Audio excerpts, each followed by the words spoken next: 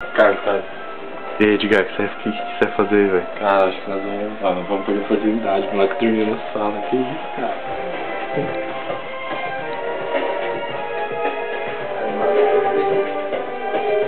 Vai pôr fala.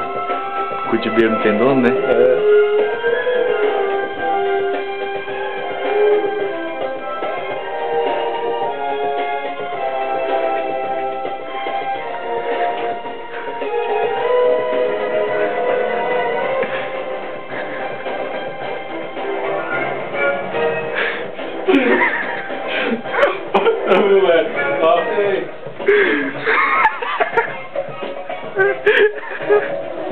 Olha onde tá.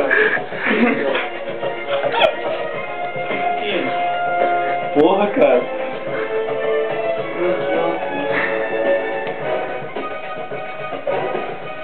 Pô, William, cara. O William gozou sua cara agora. O cara ficou bravo, você tá discutindo com ele e foi usando tua cara, velho.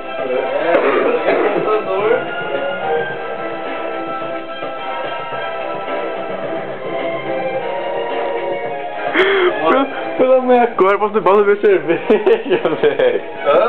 Pela minha cor, pega a cerveja de novo. Nossa. Você tá viciando ainda, Chico? Como? Tá viciando cerveja, hein, velho? Acho. Pô, Vou fechar.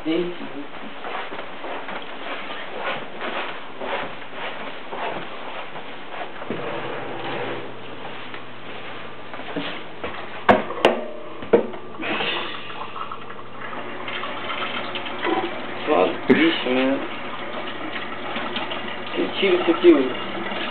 Tirou o quê? Essa merda aqui, ó.